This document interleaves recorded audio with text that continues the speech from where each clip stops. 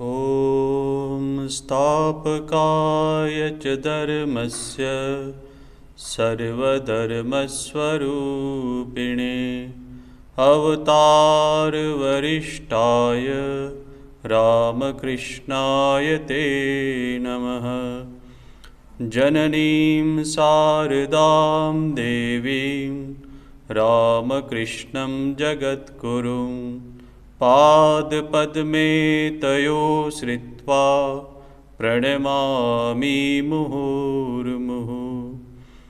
नमस्श्रीयतिराजाय विवेकानन्दशूरे सच्चित्सुखस्वरूपाय स्वामिने तापहारिणे।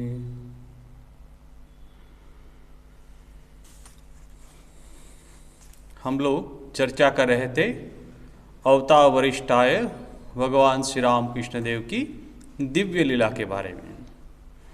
तो आज इस विषय को आगे बढ़ाने से पहले आज 25 दिसंबर 25 दिसंबर क्रिसमस का दिन है।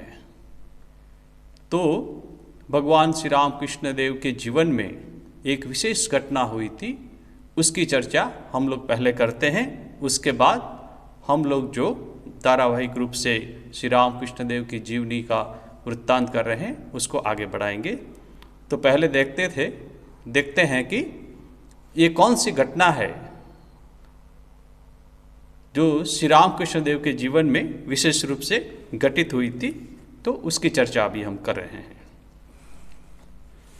श्री राम कृष्ण देव का हृदय पुनः और एक साधन मार्ग का अवलंबन कर श्री जगदम्बा के दर्शन करने के निमित्त उन्मुख हुआ था।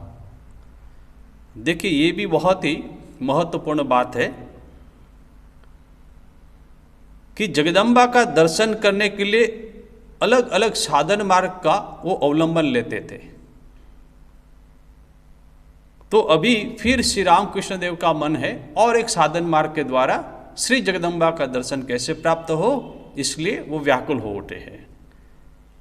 उस समय उनका श्रीयुत शंभुचरण मल्लिक के साथ परिचय हो चुका था तथा उनसे बाइबल सुनकर श्री ईसा के पवित्र जीवन तथा संप्रदाय प्रवर्तन की बातें उन्हें विदित हुई थी। तो श्रीयुत शंभुचरण मल्लिक जो थे उनके साथ उनका परिचय हुआ था। तो उन्हीं से, शंभुचरण मल्लिक से ही उन्होंने कभी कभी जाते थे तो वो बाइबल सुनाया करते थे श्री राम कृष्ण देव को, और श्री ईसा के जीवन के बारे में श्री राम कृष्ण देव को बहुत सारा परिचय मिला था। उनके हृदय में उस इच्छा का किंचित मात्र उदय होते ही जगदम्बा ने अद्भुत रूप से उसे पूर्ण कर, देखिए, माँ काली ने जैसे ही श्री राम कृष्ण देव में कुछ भी करने की इच्छा होती थी, साधना करने की इच्छा होती थी, तो माँ जगदम्बा भवतारिणी श्री राम कृष्ण देव को सब व्यवस्था कर देती थी। तो कहते थे कि श्री जगदम्बा ने अद्भुत रूप से उसे पूर्ण कर उनको कृतार्थ किया था। तदर्थ उन्हें विशेष कोई प्रयास नहीं करना पड़ा था।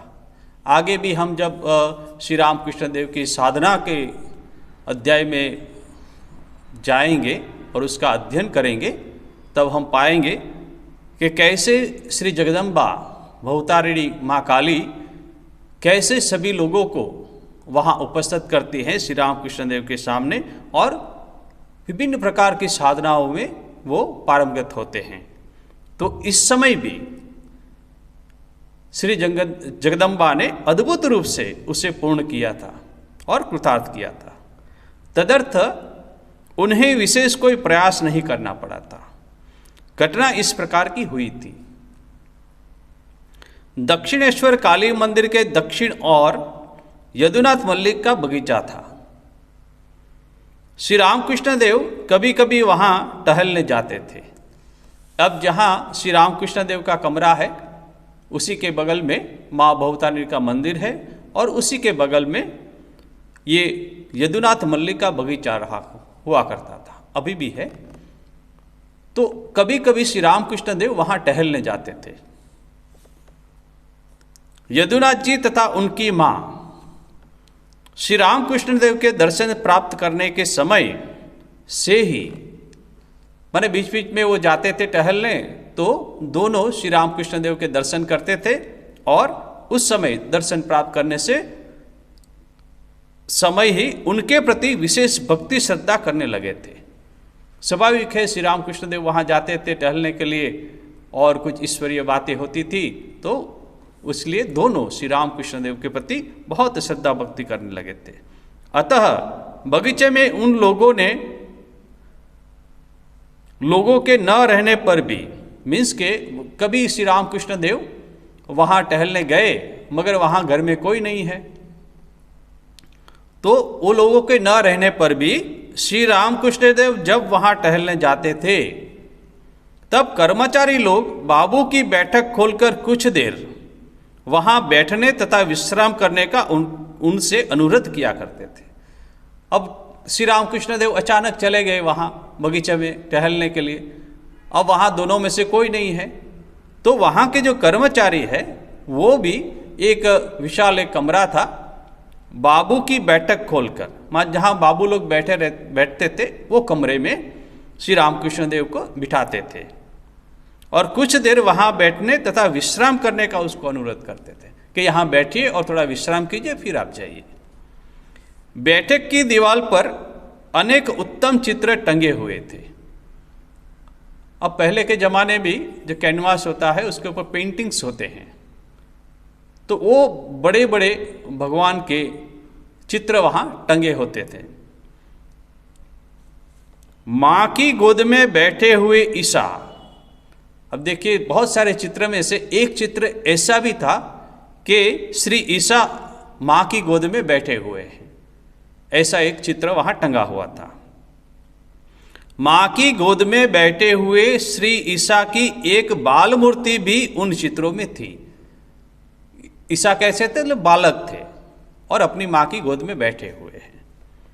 श्री रामकृष्ण देव कहते थे कि एक दिन उस कमरे में बैठकर तन्मयता के साथ वे उस चित्र को देखते हुए, माने एक बार टहलने गए थे और वहाँ बैठे थे और तन्मयता के साथ उस चित्र को देखते हुए, माने एकदम तन्मयता से उस बाल स्वरूप श्री ईसा का फोटो और अपनी गोद में बैठे हुए ऐसे फोटो को श्री रामकृष्ण देव देखते रहे। देखते हुए श्री ईसा के अद्भुत जीवन वृत्तांत का चिंतन कर रहे थे। क्यों? क्योंकि पहले से उन्होंने सुन रखा था उनके जीवन के बारे में, तो जैसे ही उनके भाव में तन्मय हो गए और उसके जीवन के वृत्तांत का वो उसमें चिंतन कर लगे। उसी समय अकस्मात उन्होंने देखा कि, देखिए जब वो तन्मय हो गए थे और तब उन्होंने देखा, किसने? श्री रामकृष्ण देव ने। अकस्मात उन्होंने देखा कि वह चित्र मानो जीवित तथा ज्योतिर्मय हो उठा है। वो जो ईसा मसीह का जो चित्र है वो जीवित होता और ज्योतिर्मय, एवं उस अद्भुत देव जननी तथा देव शिशु के अंगों से ज्योति रश्मियां उनके हृदय में प्रविष्ट होकर, देखिए जैसे ही वो चित्र में देख रहे थे भावाविष्ट हो गए श्री रामकृष्ण देव, और क्या देख रहे हैं कि देव शिशु और देव जननी ये दोनों का जो चित्र है वहाँ से शिशु के अंगों से ज्योति रश्मियाँ, मीन्स के लाइट प्रकाश है वहाँ से निकला। और क्या हुआ? ज्योति रश्मियाँ उनके हृदय में प्रविष्ट होकर, किसके? श्री रामकृष्ण देव के हृदय में प्रविष्ट हो गई। जो ज्योति रश्मि थी वो उनके मानसिक भावों को समूल परिवर्तित किए दे रही है, कि जैसे ही वे ज्योति श्री रामकृष्ण देव में प्रवेश की, वैसे ही श्री रामकृष्ण देव का जो मानसिक भाव है वो परिवर्तन होने लगा। जन्मगत हिंदू संस्कार समूह उनके हृदय के एक निवृत्त कोने में लीन होकर भिन्न संस्कारों का उसमें उदय होते देखकर।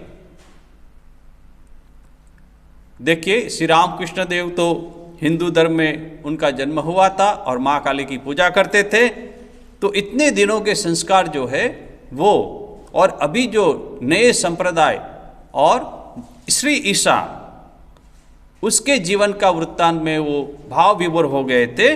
इसके कारण कहते हैं कि हिंदू संस्कार समूह उनके हृदय के एक निवृत्त कोने में लीन होकर भिन्न संस्कारों का उसमें उदय होते देखकर श्री रामकृष्ण देव विभिन्न प्रकार से अपने को संभालने का प्रयास कर कातर हो।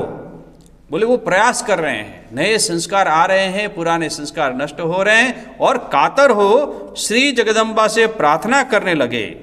माने उसी समय माँ बहुतारी से प्रार्थना करने लगे, माँ तू आज मुझे यह क्या कर रही है? किंतु कुछ भी नहीं हुआ, उसका कोई फल नहीं हुआ। माँ से प्रार्थना की मगर कोई फल नहीं हुआ। प्रबल वेग से उत्थित उस संस्कार तरंग ने हृदय स्थित हिंदू संस्कारों को एकदम डुबो दिया। फिर क्या हुआ? देव देवियां के प्रति श्री रामकृष्ण देव का अनुराग, प्रीति आदि तब न जाने कहाँ विलीन हो गए, क्योंकि नए संस्कार का आविर्भाव हुआ हृदय में, इसलिए पुराने संस्कार वो कहाँ विलीन हो गए।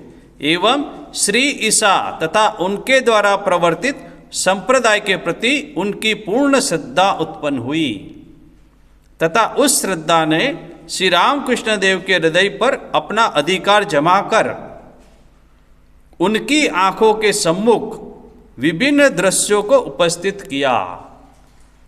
कि जैसे ही उस चित्र से ज्योति रश्मि हृदय में प्रवेश हुई तो एक नए नए दृश्य श्री रामकृष्ण देव के सामने उपस्थित हुए। वो क्या थे? क्या देख रहे हैं श्री रामकृष्ण देव? श्री रामकृष्ण देव देखने लगे कि पादरी लोग प्रार्थना मंदिर में श्री ईसा की मूर्ति के समक्ष धूप दीप जला रहे हैं। ये उनको विजन हुआ, दृश्य देखने लगे वो। फिर और क्या देखते हैं? तथा आर्त होकर प्रार्थना करते हुए अपने हृदय की व्याकुलता निवेदन कर रहे हैं। मीन्स के वो प्रार्थना कर रहे हैं और हृदय में जो व्याकुलता है वो कर रहे हैं, निवेदन कर रहे हैं। तदंतर दक्षिणेश्वर मंदिर में लौटकर, अभी देखिए ये घटना हुई तो कहाँ थी? यदुनाथ मल्लिक के बगीचे में, और वहाँ पे चित्र टंगा हुआ था, वहाँ से ज्योति रश्मि निकली और नए संस्कार का आविर्भाव हुआ। और दृश्य देख रहे हैं कि पादरी लोग प्रार्थना मंदिर में श्री ईसा की मूर्ति के समक्ष धूप दीप जला रहे हैं और आर्त होकर प्रार्थना कर रहे हैं और हृदय की व्याकुलता निवेदन कर। ये घटना वहाँ बगीचे में हुई, बैठक खाने में। अब क्या हुआ? तदंतर दक्षिणेश्वर मंदिर में लौटकर फिर श्री रामकृष्ण देव वो भाव जब थोड़े से शांत हुए तो फिर वहां पे वापस आए। दक्षिणेश्वर मंदिर में लौटकर श्री रामकृष्ण देव उन्हीं विषयों के निर्विच्छिन्न ध्यान में निमग्न रहे। माने अभी तक वो भाव चलता ही रहा और श्री ईसा के जीवन वृत्तांत में उनका मन निमग्न हो गया था। तथा श्री जगदम्बा और श्री जगन्माता के मंदिर में आकर उनके दर्शन की बात को भी एकदम भूल गए, क्योंकि नए संस्कार का आविर्भाव हुआ मन में, तो जो मंदिर में जाना है, माँ काली का दर्शन करना है, वो एकदम भूल गए। फिर क्या हुआ? 3 दिन तक उस भाव तरंग का प्रभाव, देखिए ये जो घटना हुई वो उनके मन के ऊपर, उनके हृदय में 3 दिन तक उसका प्रभाव रहा। 3 दिन तक उस भाव तरंग का प्रभाव उन पर विद्यमान रहा।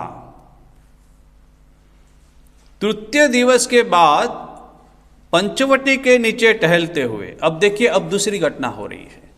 ये पहले तो ये घटना हुई यदुमल्लिक के बगान में। अब दूसरी घटना, 3 दिन तक वो दक्षिणेश्वर अपने कमरे में रहे और इसी भाव में रहे। अब 3 दिन के बाद दूसरी एक घटना हो रही है। तृतीय दिवस के बाद पंचवटी के नीचे टहलते हुए श्री रामकृष्ण देव ने देखा कि एक अदृष्ट पूर्व सुंदर गौरवर्ण देव मानव, देखिए कितना सुंदर वर्णन है, अदृष्ट पूर्व सुंदर गौरवर्ण देव मानव स्थिर दृष्टि से उन्हें अवलोकन करते हुए उनकी ओर आगे बढ़े चले आ रहे हैं। तो पंचवटी में जब गए तो देखा कि एक पुरुष, वो भी कैसे, देव मानव, माने मानव तो है मगर उसमें देवता के गुण हैं, देवता जैसा लग रहा है, तो देव मानव। और कैसे है, उसकी स्थिर दृष्टि, उसकी जो दृष्टि है एकदम स्थिर है, योगी पुरुष जैसी। और उन्हें अवलोकन करते हुए, किसको, श्री रामकृष्ण देव को देखते हुए आगे उनकी ओर आगे बढ़े चले आ रहे हैं वो देव मानव। देखते ही श्री रामकृष्ण देव समझ गए कि, जैसे ही श्री रामकृष्ण देव ने ये दृश्य देखा और समझ गए कि ये विदेशी तथा विजाति संभूत है, बोले ये तो कोई भारतीय नहीं लग रहे हैं। क्यों, उसका जो चेहरा है, उसका जो भाव है, वो बोले विदेशी लग रहे हैं, विदेशी तथा विजाति संभूत है। तो उन्होंने देखा कि उनके नेत्र विशाल होने के कारण, देखिए अब कैसे थे वो देव मानव, उसके नेत्र थे, वो बोले विशाल थे, बड़े नेत्र थे। ये कौन देख रहे हैं, श्री रामकृष्ण देव पंचवटी में। कब देख रहे हैं, 3 दिन के बाद। उन्होंने देखा कि उनके नेत्र विशाल होने के कारण उनका मुखमंडल अपूर्व शोभान्वित है। बोले नेत्र इतने विशाल है तो इसके कारण उसका जो मुखमंडल है बहुत सुंदर लग रहा है, अपूर्व सुंदरता है उसमें। तथा उनकी नाक यद्यपि थोड़ी चपटी है। अब ये भी देख रहे हैं श्री रामकृष्ण देव कि आंख बड़ी है, दृष्टि जो है वो स्थिर है और देव मानव जैसे लग रहे हैं, किंतु नाक जो है थोड़ी चपटी है, नोकीली नहीं है, थोड़ी चपटी है। फिर भी उससे उनके सौंदर्य का कुछ भी व्यतिक्रम नहीं हुआ है। बोले नाक चपटी होने के कारण भी उनकी जो सुंदरता है उस देव मानव की, बोले वो कभी खराब नहीं हुए, व्यतिक्रम नहीं हुआ है, फिर भी बहुत सुंदर लग रहे हैं। उस सौम्य मुखमंडल के अपूर्व देव भाव को देखकर क्या हुआ श्री रामकृष्ण देव को, श्री रामकृष्ण देव मुग्ध हो गए। और क्या हुआ, तथा विस्मित होकर सोचने लगे कि, बोले विस्मित हो रहे हैं कि ये कौन है पंचवटी में, और इतना सुंदर चेहरा, इतनी बड़ी आंखें। तो फिर सोचने लगे मन में कि ये कौन है। देखते देखते वह मूर्ति उनके समीप उपस्थित हुई, कि वो जो देव मानव है वो देखते ही देखते कुछ ही क्षणों में उनके एकदम करीब आ गए, एकदम समीप उपस्थित हुए। तथा श्री रामकृष्ण देव के पवित्र हृदय के अंदर से यह ध्वनित होने लगा। जैसे ही बहुत करीब आए तो अचानक श्री रामकृष्ण देव के हृदय से कुछ वाणी, कुछ भाव उदित हुए और अंदर से कुछ ध्वनित होने लगा। क्या होने लगा, ईसा मसीह दुख यातनाओं से जीवों का उद्धार करने के निमित्त जिन्होंने अपने हृदय का रुधिर दान तथा मानवों द्वारा घोर अत्याचार सहन किया था, ये भाव श्री रामकृष्ण देव के अंदर उदित होने लगे।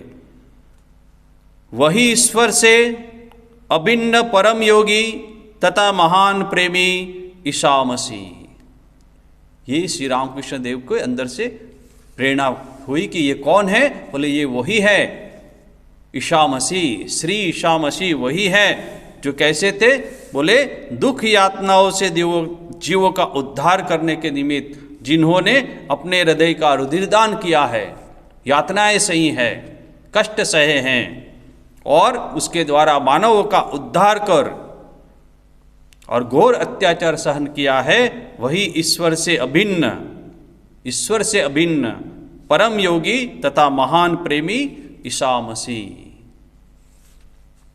तब देव मानव ईसा श्री रामकृष्ण देव को, अब देखिए एक विशेष घटना हुई, एकदम करीब तो आ गए और फिर बाद में क्या हुआ, तब देव मानव ईसा श्री रामकृष्ण देव को आलिंगन कर उनके शरीर में लीन हो गए।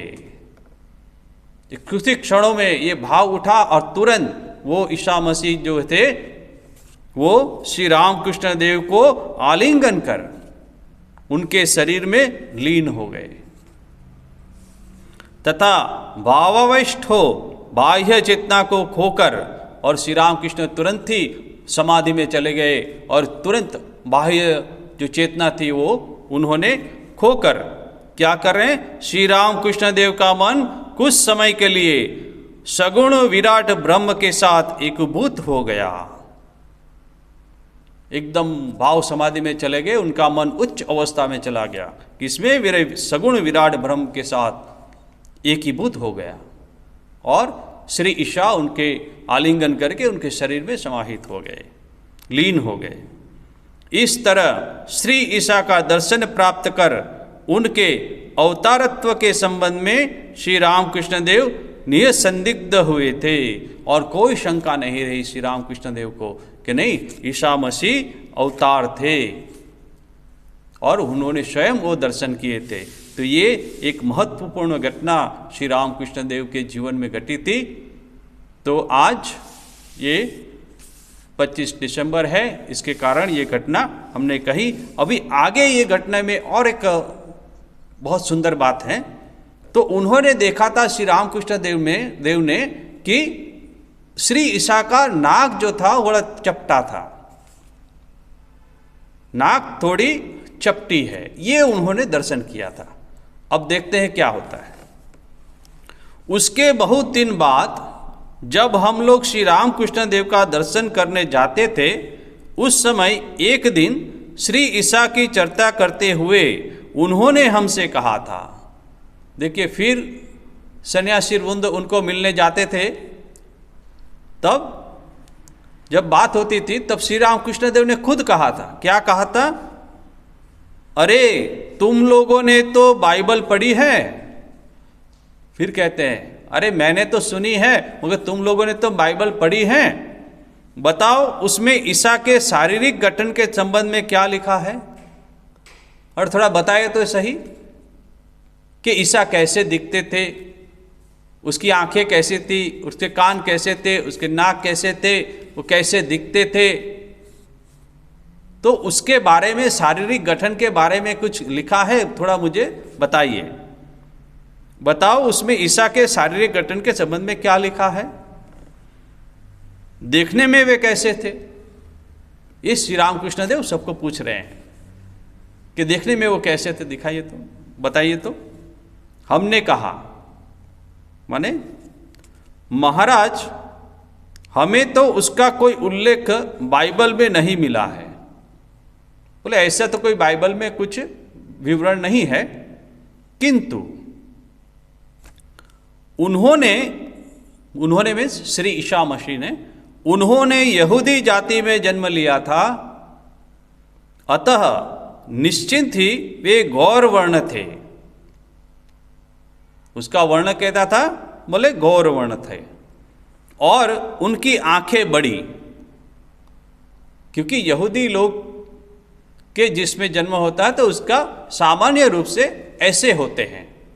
कैसे? बोले गौरवर्ण और आंखें बड़ी होती है, और तथा नाक लंबी थी।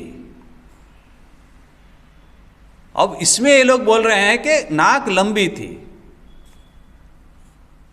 क्यों? यहूदी जाति में जन्म हुआ इसलिए नाक लंबी होनी चाहिए सामान्य रूप से। यह सुनकर श्री रामकृष्ण देव बोले नाक लंबी थी, ऐसा उन्होंने सुना। तब श्री रामकृष्ण देव कहा, किंतु मैंने देखा है कि उनकी नाक थोड़ी चपटी है। बोले आप लोग तो कह रहे हैं कि नाक लंबी है, मगर मुझे जब दर्शन हुए थे पंचवटी में तब तो मैंने देखा था कि उसकी नाक चपटी है। और आप लोग कह रहे हैं कि उनकी नाक लंबी होनी चाहिए, आंखें बड़ी है और गौरवर्ण के है,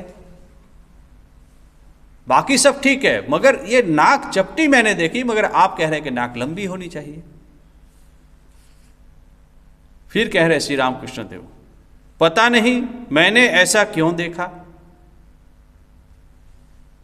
एक सरल शिशु के हिसाब से, जैसे श्री राम, पता नहीं मैंने ऐसा क्यों देखा, मगर मैंने देखा, सही देखा। उस समय श्री रामकृष्ण देव की उस बात का हमने कोई जवाब नहीं दिया, क्योंकि ठाकुर का जो दर्शन हुए थे ठाकुर को, और जो आप जो वर्णन कर रहे हैं उसमें तो भिन्नता है। तो सब लोग भी विस्मित हो गए, कैसा क्यों, मगर उस समय सब चुप हो गए, कोई ठाकुर की बात का उत्तर नहीं दिया। पर हमने ये सोचा कि भावाविष्ट होकर उन्होंने जिस मूर्ति का दर्शन किया है, बोले तभी तो श्री रामकृष्ण देव भावाविष्ट थे, भाव में तन्मय थे। हो सकता है कुछ गलत देखा हो या गलत विवरण मिला हो उनको। ईसा की वास्तविक मूर्ति उससे कैसे मिल सकती है। बोले भाव में जब उन्होंने दर्शन किए हैं तो फिर वास्तविक मूर्ति के साथ उसका मेल कैसे हो सकता है, ऐसे ये लोग सोच रहे हैं। यहूदी जाति के सभी पुरुषों की तरह ईसा की नाक भी अवश्य लंबी होनी चाहिए। बोले अवश्य ही लंबी होनी चाहिए। क्यों? यहूदी जाति में उनका जन्म हुआ था, इसलिए। अब देखते हैं क्या होता है। किंतु श्री रामकृष्ण देव के शरीर छोड़ने के कुछ दिन बाद, माने कि ये घटना तो बहुत पहले हो गई थी, और श्री रामकृष्ण देव की जब महासमाधि हो गई, शरीर उन्होंने छोड़ दिया, उसके बाद क्या हुआ? श्री रामकृष्ण देव के शरीर छोड़ने के कुछ दिन बाद हमें यह विदित हुआ कि क्या हुआ? ईसा के शारीरिक गठन के संबंध में 3 प्रकार के विवरण लिपिबद्ध है। एक तो आपने कहा कि यहूदी जाति में हुआ है, इसलिए नाक लंबी होनी चाहिए, आंख बड़ी होनी चाहिए, गौरवर्ण होने चाहिए, ऐसे होने चाहिए, किंतु उन्होंने 3 प्रकार के विवरण लिपिबद्ध है, ऐसा बाद में पता लगा। तथा उनमें से एक में उनकी नाक चपटी थी, ऐसा उल्लेख है। देखिए 3 वर्ण थे, विवरण थे, उसमें से एक में कहां पे लिखा हुआ है कि उनकी नाक चपटी है। ये कब पता लगा? श्री रामकृष्ण देव की महासमाधि के बाद। और तब वो लोग को पता लगा कि श्री रामकृष्ण देव ने जो दर्शन किए थे ईसा मसीह का पंचवटी में, वो 100% सत्य है।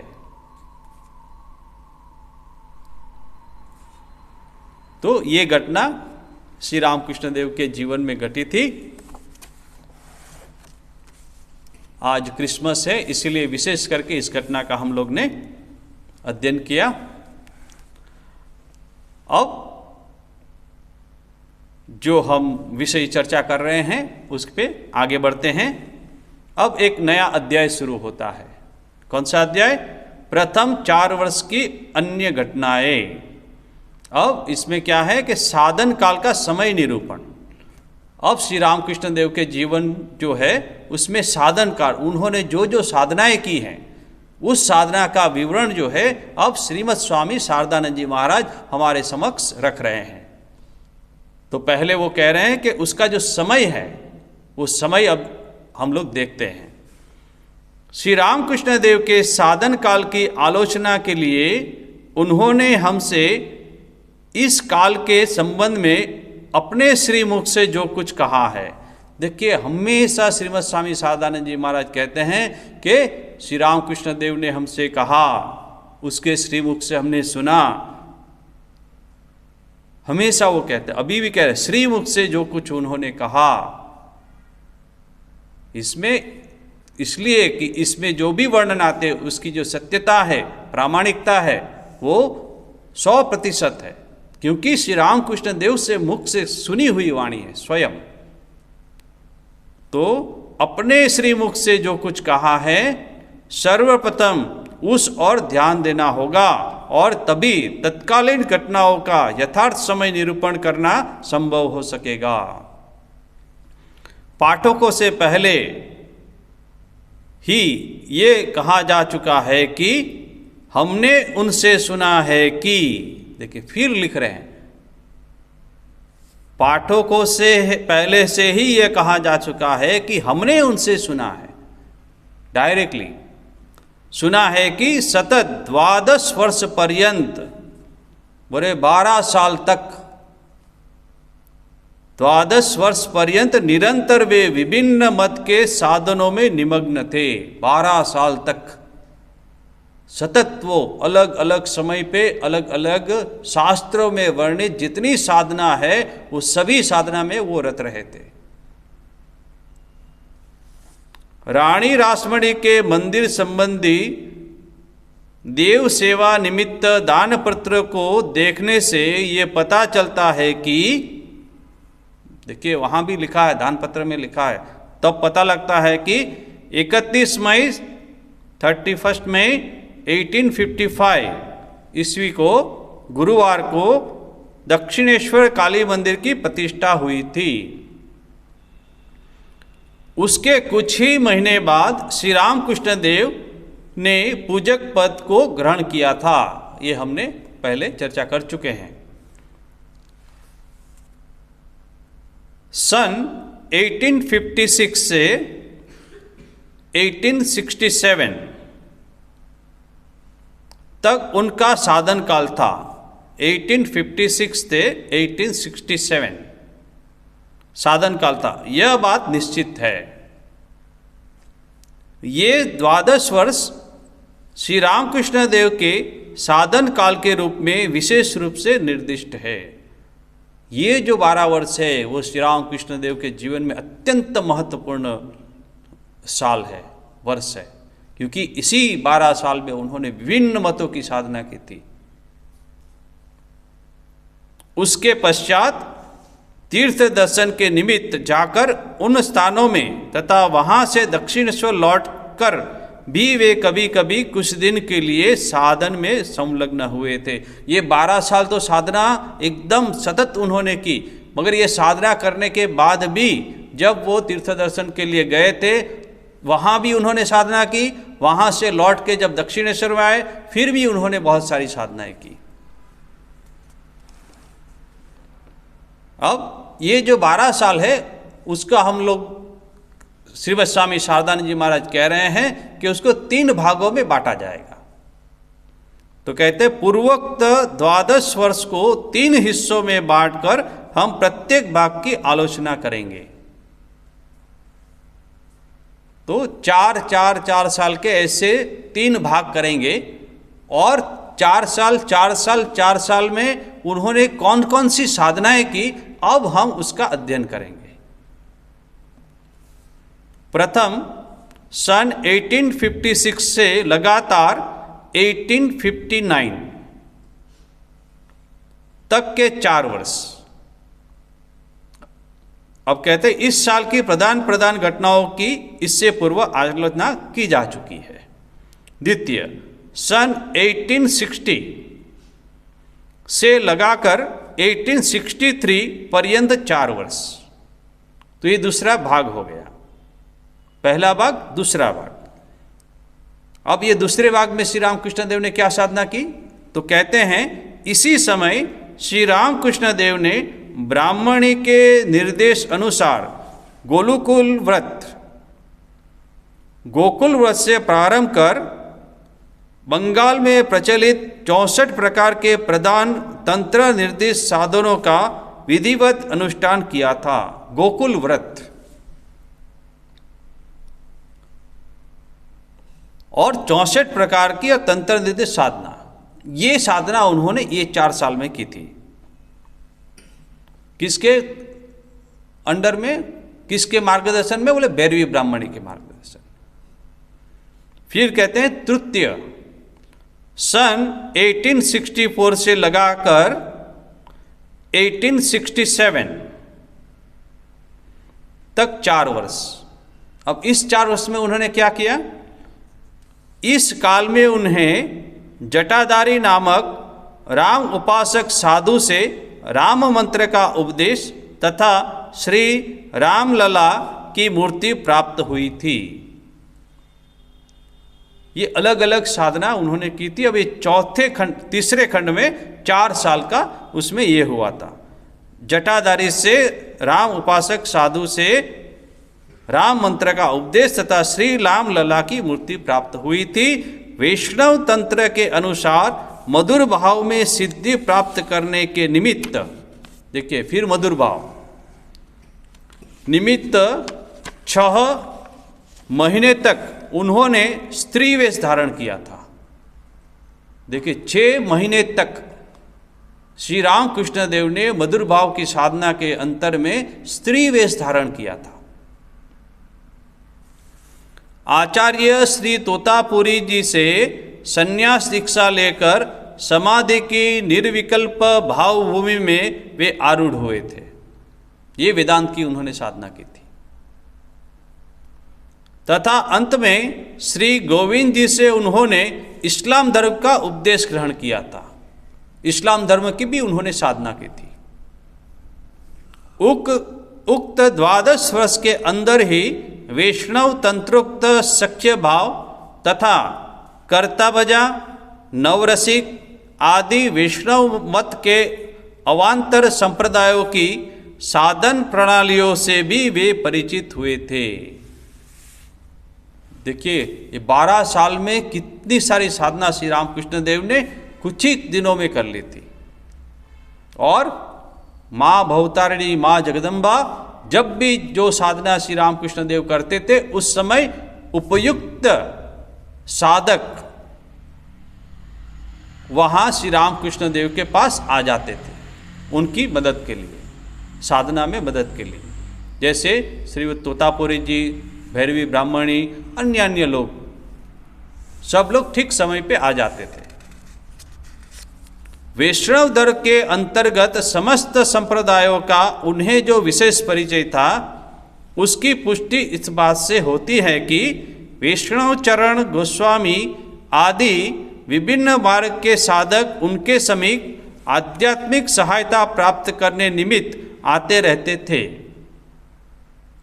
श्री रामकृष्ण देव के साधन काल को 3 भागों में विभक्त कर पर्यालोचना करने पर उक्त 3 भागों के प्रत्येक भाग में उनके द्वारा अनुष्ठित साधनों के अंदर एक प्रकार की श्रेणीगत विभिन्नता स्पष्ट रूप से दिखाई देती है। बोरे श्रेणीगत, एक के बाद एक के बाद एक के बाद ऐसे, पर भिन्नता है, मगर श्रेणीगत भिन्नता है। और एक साधन जैसे ही खत्म हुई साधना, तुरंत दूसरी साधना, फिर तुरंत दूसरी साधना, ऐसे 12 साल तक सतत एक के बाद एक साधना श्री रामकृष्ण देव ने की थी। यह हम देख चुके हैं कि साधन काल की प्रारंभिक दशा में श्री रामकृष्ण देव ने बाह्य सहायता के रूप में केवल श्री केनाराम भट्ट महोदय से दीक्षा ग्रहण की थी। बोले बाहर से कोई यदि सहायता चाहिए तो सिर्फ एक ही ऐसा प्रसंग है, ऐसी एक ही घटना है जब श्री केनाराम भट्ट महोदय से उन्होंने दीक्षा ग्रहण की थी। ईश्वर प्राप्ति के निमित्त आंतरिक व्याकुलता ही, ये बहुत ही इंपॉर्टेंट बात है। बोले ईश्वर के दर्शन के लिए, साधना के लिए क्या था विशेष महत्व? बोले आंतरिक व्याकुलता ही उस समय उनकी एकमात्र सहायक हुई थी। व्याकुलता सिर्फ श्री जगदम्बा का दर्शन करना और दूसरे मार्ग के द्वारा, दूसरे साधन प्रणाली के द्वारा फिर वही साधन में कैसे पारंगत होना है, वो एक ही क्या थी? बोले आंतरिक व्याकुलता एकमात्र सहायक हुई थी। उसके ही प्राबल्य से अत्यंत स्वल्प काल के भीतर उनके शरीर तथा मन में विशेष परिवर्तन उपस्थित हुए थे।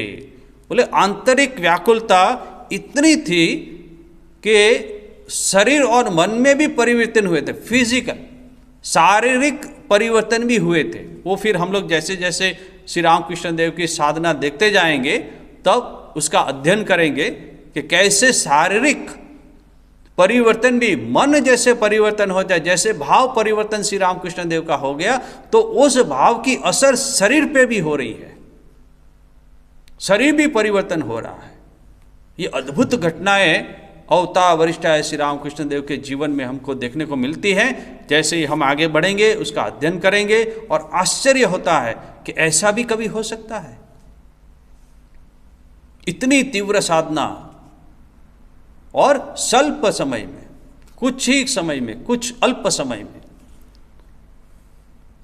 अपने उपास्य के प्रति असीम प्रीति उत्पन्न करने के पश्चात उसी ने वेदी भक्ति के नियमों का उल्लंघन कराकर क्रमशः उन्हें रागानुगा भक्ति की ओर अग्रसर किया था तथा श्री जगन्माता के प्रत्यक्ष दर्शन का सौभाग्य प्रदान कर उनको योग विभूति का अधिकारी भी बनाया था। अब देखते हैं, उस समय श्री जगदम्बा के दर्शन प्राप्त करने के पश्चात श्री रामकृष्ण देव पुनः साधना में क्यों प्रवृत्त हुए? क्योंकि पहले ही हम देख चुके हैं कि जैसे ही वो पुजारी पद जैसे उन्होंने ग्रहण किया था, तो कुछ ही समय में श्री जगदम्बा का उन्होंने दर्शन प्राप्त कर लिया था। ज्योति रश्मि निकली थी, वो सब हम लोग ने अध्ययन किया है। माँ का दर्शन तो उन्होंने पहले ही हो चुका था। तो माँ का जब दर्शन हो चुका था, पहले ही ईश्वर के दर्शन कर चुके थे, तो फिर अभी फिर साधना करने की क्या आवश्यकता है? उद्देश्य ही जब आपका परिपूर्ण हो चुका है, तो फिर अभी फिर साधना करके फिर उस उद्देश्य को लाभ करने का क्या अर्थ है? तो ये श्रीमद स्वामी शारदानंद जी महाराज कह रहे हैं। गुरु उपदेश नंबर 1, नंबर 2 शास्त्र वाक्य, नंबर 3 अपने द्वारा किए गए प्रत्यक्ष अनुभव की एकता। ये 3 वस्तु हुई। गुरु उपदेश, शास्त्र वाक्य तथा अपने द्वारा किए गए प्रत्यक्ष अनुभव की एकता को देखकर उनका संतोष। ये साधना की क्यों की? बोले 3 जो है वस्तु उसमें मिलाना है कि मैंने जो ईश्वर प्राप्ति की है, मैंने जो माँ का दर्शन किया है, तो कैसे गुरु उपदेश कैसे करते हैं और शास्त्र में क्या लिखा है, शास्त्र के माध्यम से कैसे साधना करना है उसके द्वारा, और अपने जो अनुभव हुए हैं पहले उसके साथ मिलाना, या अभी साधना करने के बाद जो अनुभव हो रहे हैं उसको गुरु वाक्य के साथ और शास्त्रों के साथ मिलाना है, तब वो संतुष्ट हुए थे। ये बहुत ही महत्वपूर्ण बात है। पाठक संभवतः यह कहे कि फिर बाकी ही क्या रह गया? बोले जब माँ का दर्शन कर ही लिया तो फिर बाकी ही क्या रहा? उसी समय योग सिद्धि तथा ईश्वर लाभ कर श्री रामकृष्ण देव तो कृतार्थ हो ही चुके थे। बोले सिद्धि लाभ तो कर ही लिया था, माँ का दर्शन कर लिया था, उससे कृतार्थ हो ही चुके थे, फिर साधना की क्या आवश्यकता थी? बोले फिर ये साधना करने क्यों बैठे? उसके उत्तर में यह कहना पड़ता है कि कौन कह रहे हैं? श्रीमद स्वामी शारदानंद जी महाराज कह रहे हैं। एक प्रकार से यह बात यथार्थ होने पर भी उनके लिए परवर्ती काल में साधना में प्रवृत्त होने का एक दूसरा कारण था। देखिए, आप बात कह रहे हैं वो तो सही बात है कि फिर साधना की क्या जरूरत थी, मगर दूसरा कारण भी था। क्यों साधना की? तो कहते हैं श्री रामकृष्ण देव कहते थे। देखिए फिर कह रहे हैं, फिर श्री रामकृष्ण देव अपने मुंह से कहते हैं। क्या कह रहे हैं? एक उदाहरण देख रहे हैं। कौन सा उदाहरण? साधारणतया वृक्ष तथा लताओं में सर्वप्रथम फूल तथा बाद में फल लगते हैं। जैसे कोई भी आप देखेंगे फूल में, जैसे आम है तो आम में पहले फूल आएंगे, उसके बाद आम लगते हैं। बाकी सभी पेड़ों में आप देखेंगे पहले फूल लगते हैं, बाद में फल आते हैं। किंतु उनमें से कुछ ऐसे भी है, ऐसे भी पेड़ पौधे हैं, लताएं हैं, उसमें क्या होता है? प्रथम फल दिखाई देने के बाद पश्चात फूल देखने को मिलते हैं। बोले पहले फल दिखता है, उसके बाद फूल होता है। ऐसे भी बोले वृक्ष लताएं हैं, पेड़ पौधे हैं, प्रथम फल दिखाई देने के पश्चात फूल देखने को मिलते हैं। ये श्री रामकृष्ण देव कहते हैं।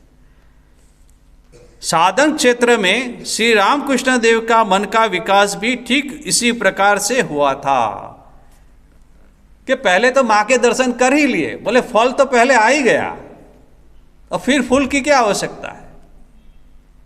मगर नहीं, ऐसे भी पेड़ होते हैं, बोले पहले फल आते हैं फिर फूल दिखते हैं। तो श्री रामकृष्ण देव के अंदर भी वैसा ही भाव है कि पहले माँ के दर्शन कर लिए फिर साधना करने बैठे, विभिन्न मतों की साधना करने बैठे। इसलिए पाठकों की उपयुक्त बात को हम एक प्रकार से यथार्थ मानते हैं, किंतु साधन काल के प्रथम भाग में उनके लिए अद्भुत अनुभूतियां तथा जगदम्बा के दर्शन आदि प्राप्त होने पर भी, क्या अद्भुत अनुभूतियां तो हो ही रही थी, हो भी चुकी थी। माँ के जगदम्बा के दर्शन आदि प्राप्त होने पर भी जब तक उन विषयों को, अब देखिए ये बहुत ही इंपॉर्टेंट बात है, जब तक उन विषयों को शास्त्र वर्णित साधकों की उपलब्धियों के साथ, बोले शास्त्र में जो वर्णित है और उसमें जो साधकों ने जो उपलब्धियां प्राप्त की है उसके साथ वे ठीक ठीक मिला नहीं पा रहे थे। ये बहुत ही इंपॉर्टेंट बात है। बोले माँ के दर्शन कर लिया, अनुभूतियां हो गई, मगर शास्त्रों में जो लिखा है उसमें जो साधक जो जिसने उपलब्धियां की है, जो अपनी जो उपलब्धियां है उसके साथ मिला नहीं पा रहे हैं ठीक ठीक। ये सत्य है या गलत है, मिला नहीं पा रहे हैं, ठीक हो रहा है या नहीं हो रहा है, मेरी उपलब्धियां मेरी अनुभूतियां ठीक है या नहीं है। तो बोले ठीक मिला नहीं पा रहे हैं। कौन? श्री रामकृष्ण देव। तब तक उनकी सत्यता तथा चरम सीमा के संबंध में उनका दृढ़ निश्चय नहीं हो पा रहा था। बोले दृढ़ निश्चय नहीं कर पा रहे थे।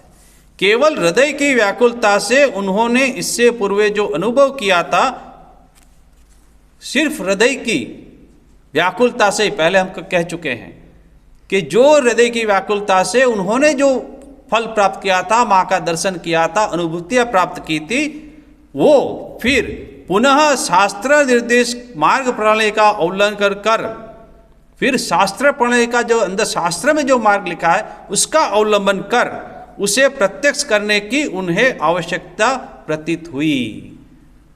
नहीं, अब शास्त्र में जैसे कहा है ऐसे साधना करके मैं फिर वैसे ही अनुभूति करना चाहता हूं, उपलब्धियां करना चाहता हूं।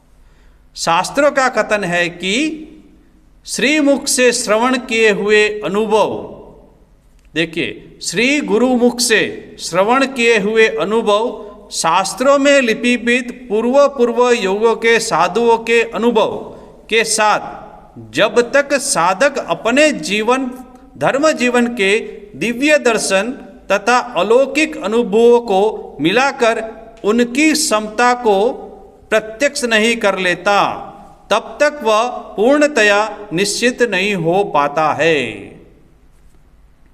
ये बहुत इंपॉर्टेंट बात है। तीन बात कही, श्री गुरुमुख से श्रवण किए हुए अनुभव एक हो गया, दूसरा हो गया शास्त्रों में लिपिबद्ध पूर्व युगों के साधुओं के अनुभव, कि शास्त्रों में जो लिखा हुआ है कि पूर्व युगों में ऐसे अनुभव हुए हैं, वो उस अनुभव के साथ जब तक साधक अपने जीवन के, माने श्री रामकृष्ण देव साधक के अपने जीवन में हुए अनुभव को धर्म जीवन के दिव्य दर्शन तथा अलौकिक अनुभव को मिलाकर, श्री रामकृष्ण देव के जो अनुभव है वो शास्त्रों में बताए हुए योगियों के साधकों के उसके साथ मिलते हैं कि नहीं, वो मिलाकर उनकी क्षमता को प्रत्यक्ष नहीं कर लेता। बोले जब तक वो नहीं कर लेता तब तक वो पूर्णतया निश्चित नहीं हो पाते हैं। इन तीनों विषयों की एकता कर प्रत्यक्ष होते ही फिर वो संपूर्ण रूप से संशय रहित हो पूर्ण शांति का अधिकारी बन जाता है। तो ये कारण है, फिर वो श्री रामकृष्ण देव का मन जो है शांत हो जाए, अधिकारी बन जाता है, शांत हो जाता है। बस आज इतना ही, फिर अगले क्लास में फिर आगे चर्चा करेंगे। ओम शांति शांति शान्तिः। हरि ओम तत्सत्। श्रीरामकृष्णार्पणमस्तु।